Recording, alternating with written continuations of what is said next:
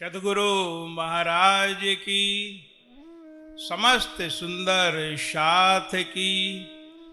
श्री बंदो सति गुरु चरण को करो सुप्रेम प्रणाम।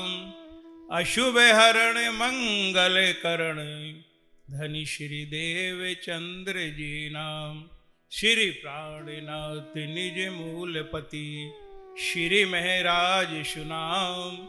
तेज कुंवर श्यामा युगल को पल पल करूं प्रणाम, पल पल करूं प्रणाम।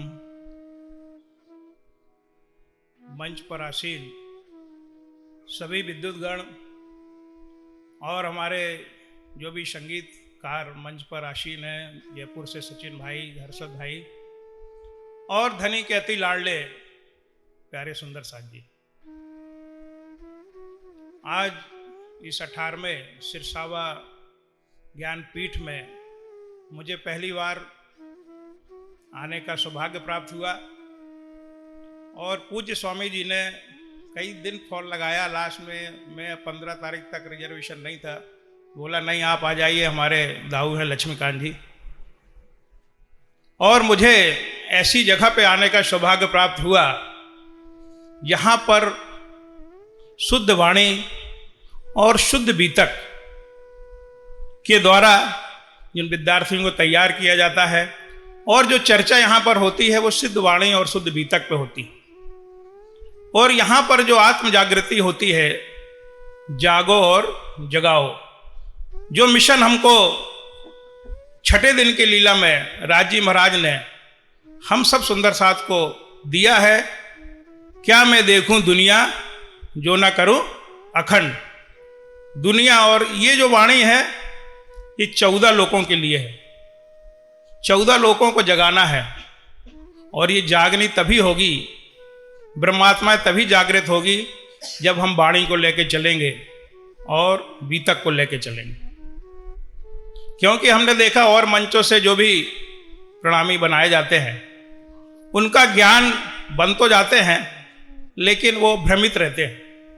लेकिन यहाँ से जो ज्ञान लेके जाते हैं वो एकदम ठोस वाणी और बीतक का ज्ञान लेकर के उस राह पे चलते हैं जिस राह पे चलने के लिए हमारे धनी जी ने हम सबको कहा है कि हमको सारी दुनिया को जगाना है।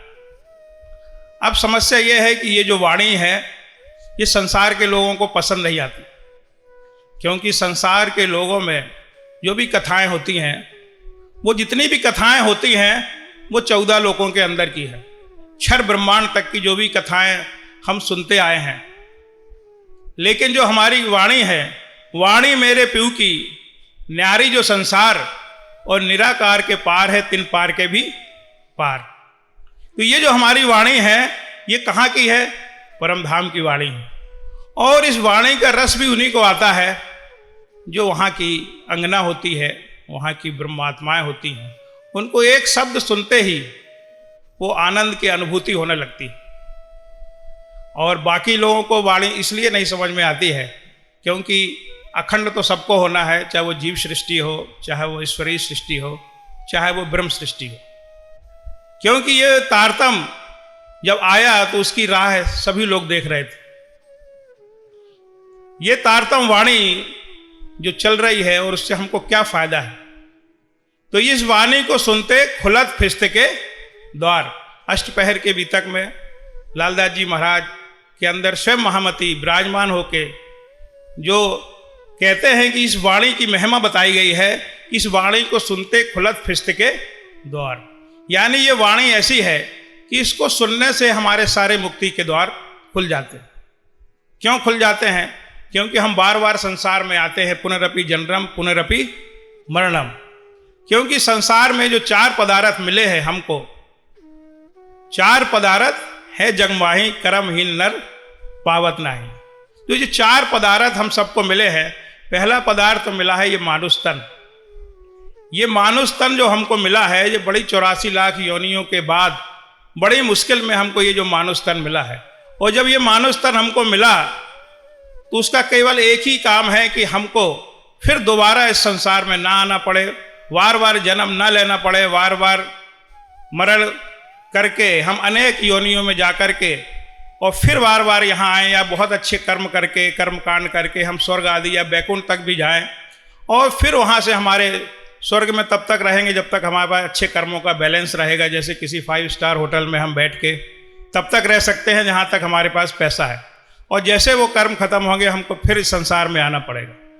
लेकिन ये वाणी के माध्यम से इसलिए हमको बताया गया है कि हमको बार बार इस संसार में ना आना पड़े और हम उस धाम के अंगना हैं जहाँ वहाँ हम पहुँच जाएं।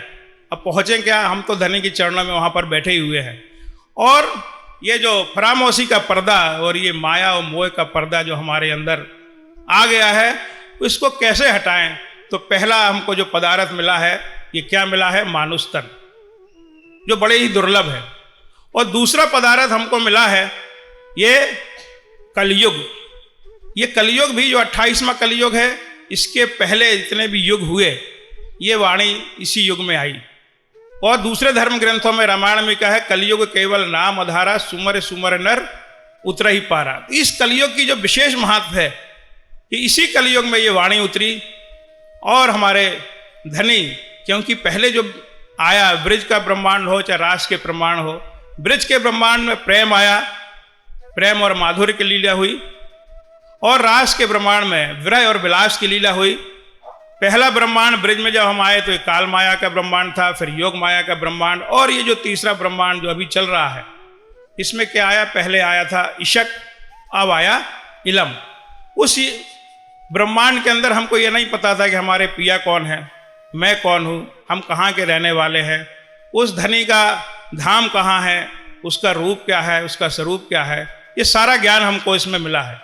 तो ये जो कलयुग है ये भी बहुत ही भाग्य से हम लोगों को मिला है।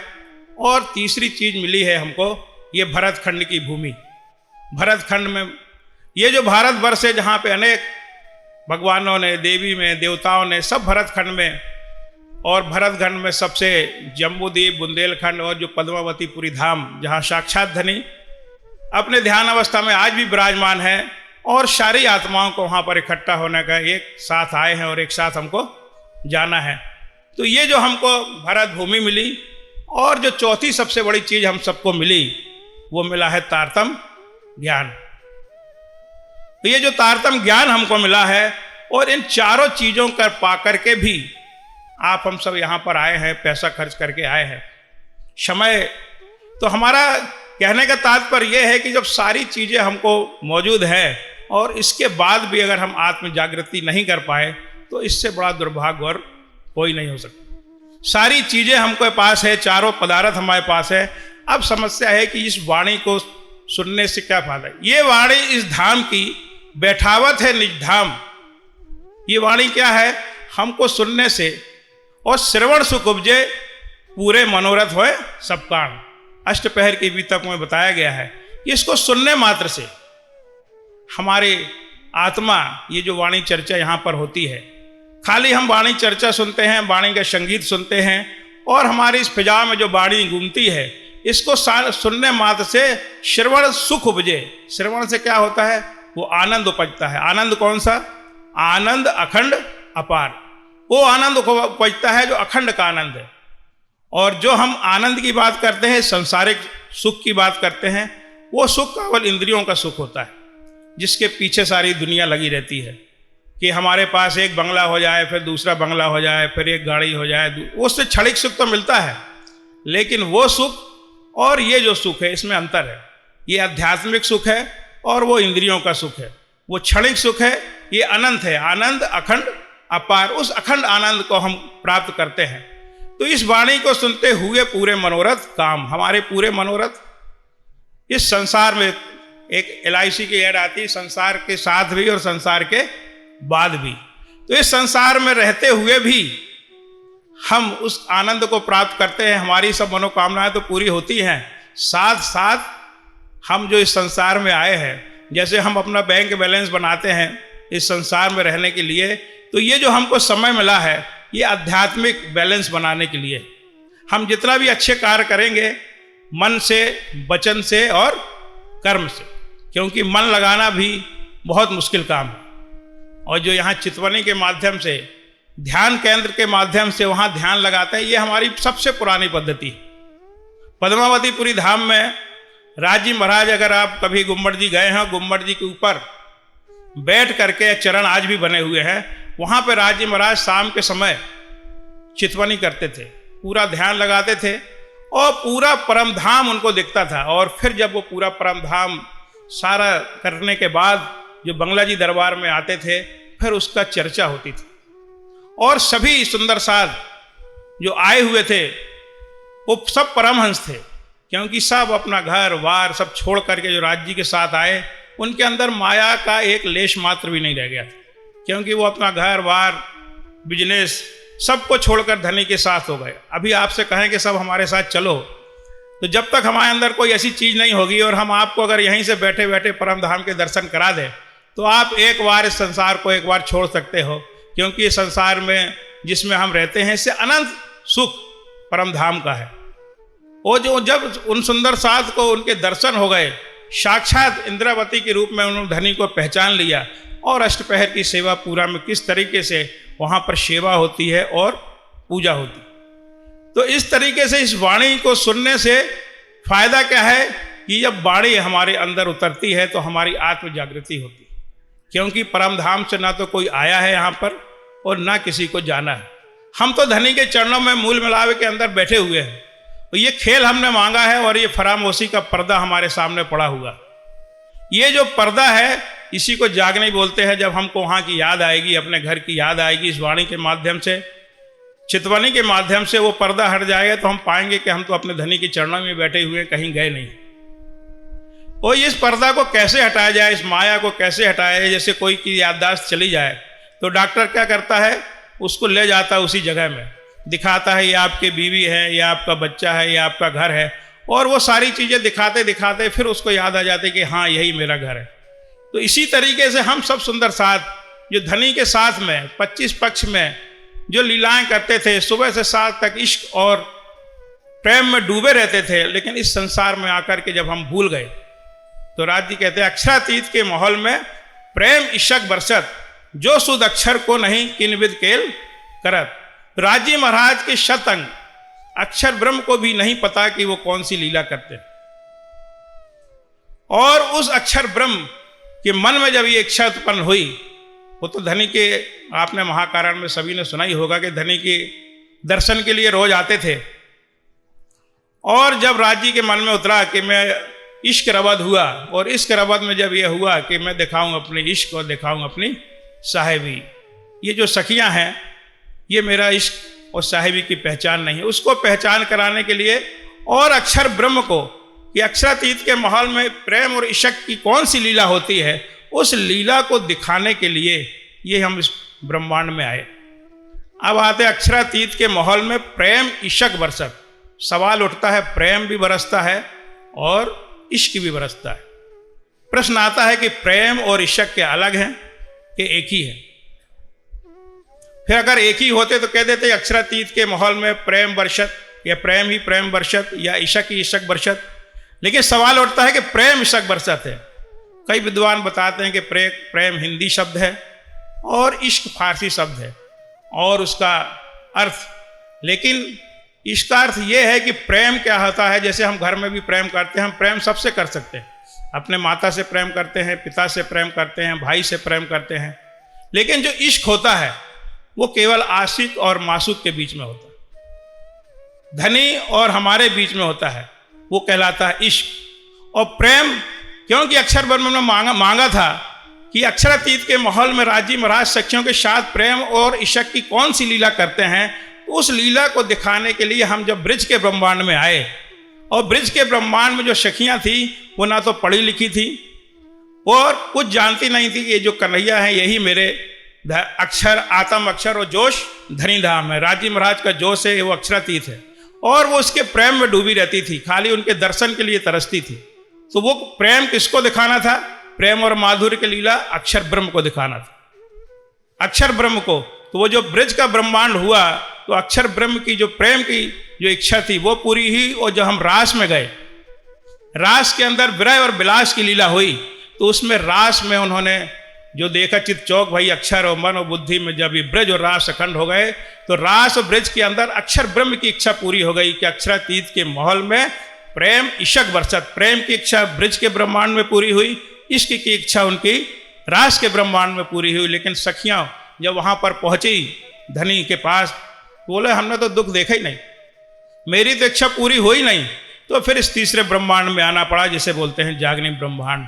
और इस ब्रह्मांड में हम सब सखियों ने जो ये दुख का खेल मांगा था कि दुख क्या है, और उस दुख को दिखाने के लिए धनी जी ने तीसरा ब्रह्मांड रचा, जो सबसे पहले सदगुरु महाराज जी आए।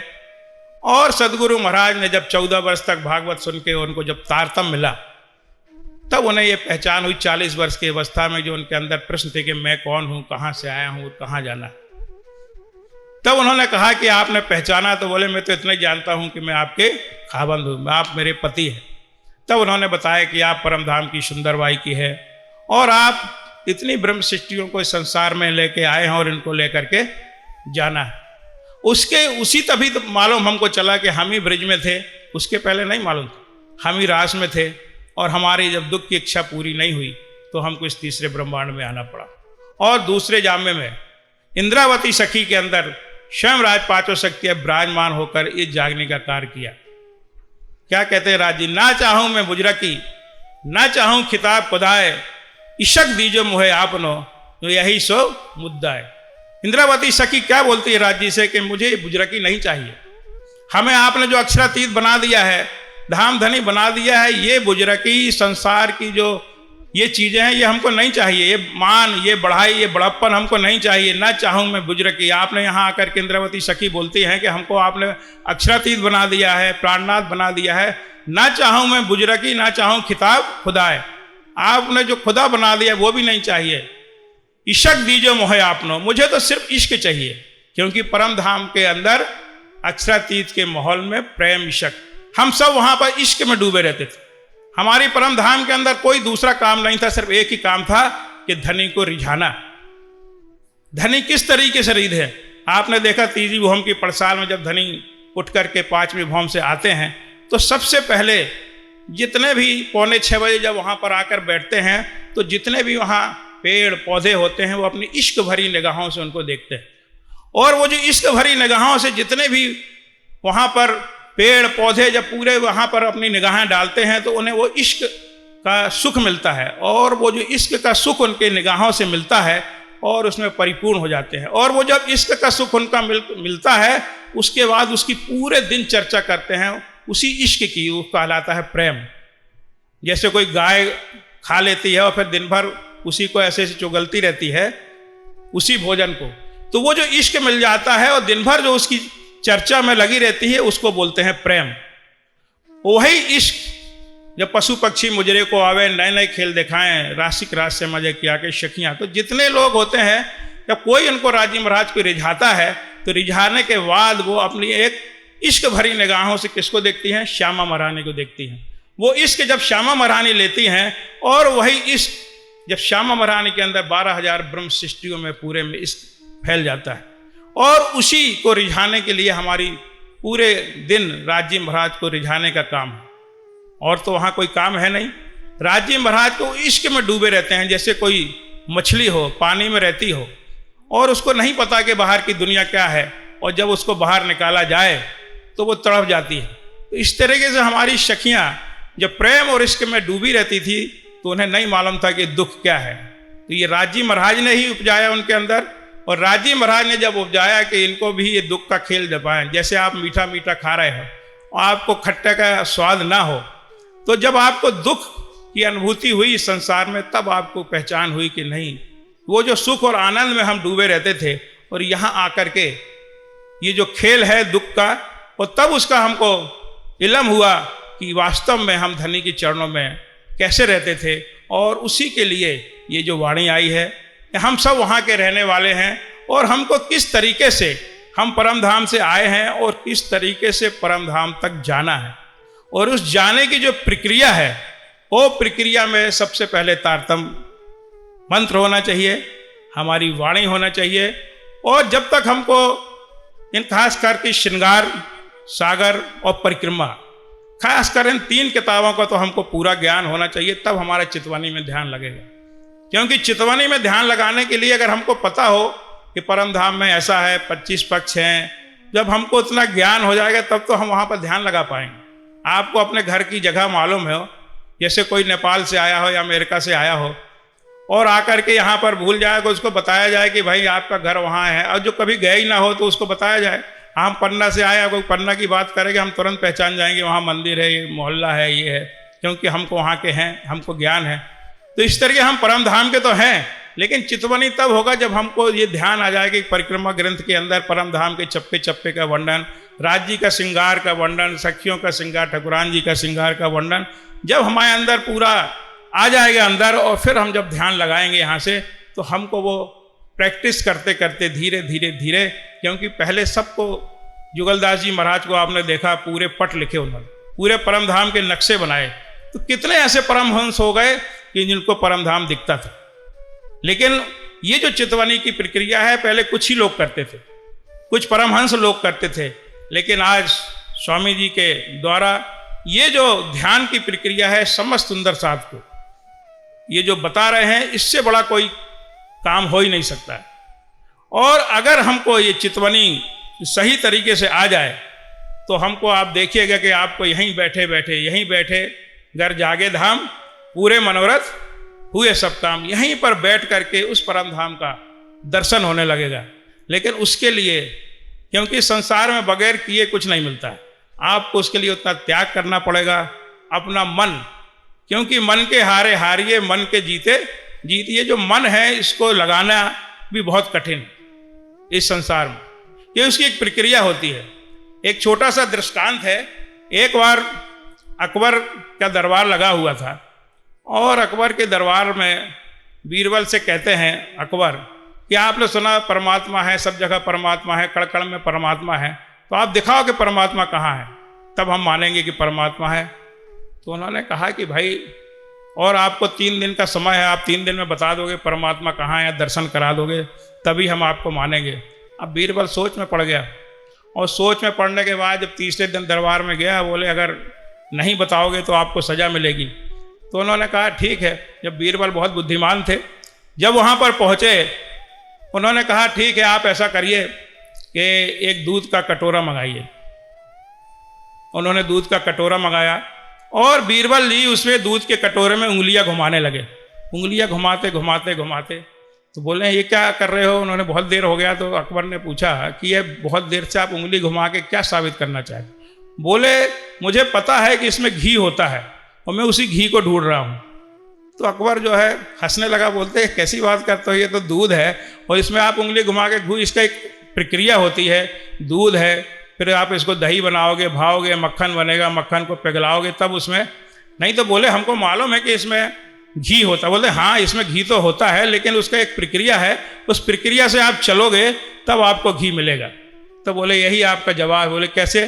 बोले इसी तरह से परमात्मा संसार में तो है, लेकिन उसकी भी एक प्रक्रिया है। जब आप उसका नाम लेंगे, वाणी पढ़ोगे, मंथन करोगे, ध्यान लगाओगे, तब वो परमात्मा दिखेगा आपको, तब आपका सुरता परम धाम में लगेगी।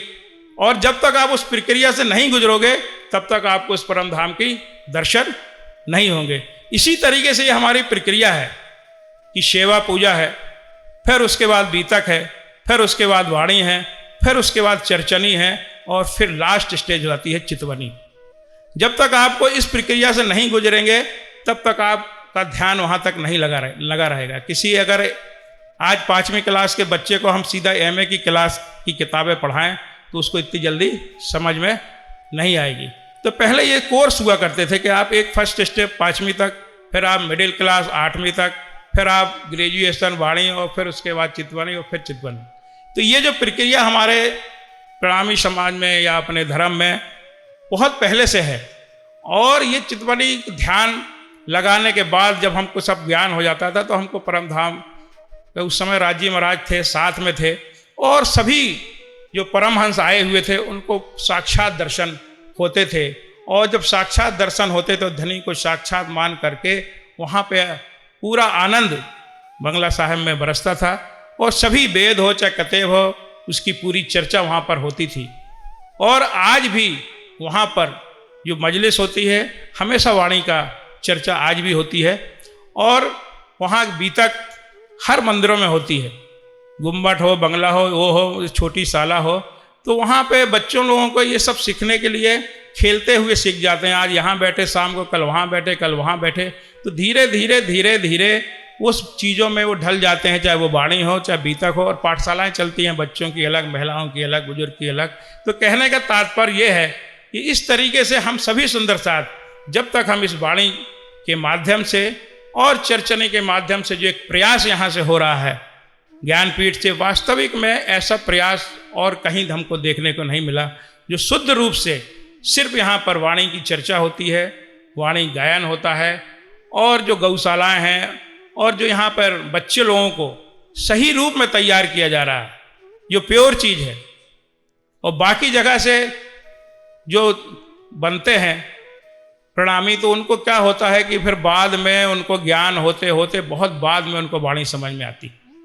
लेकिन यहाँ से शुद्ध रूप से जो ये प्रयास हो रहा है, इससे अच्छा काम कोई हो ही नहीं सकता।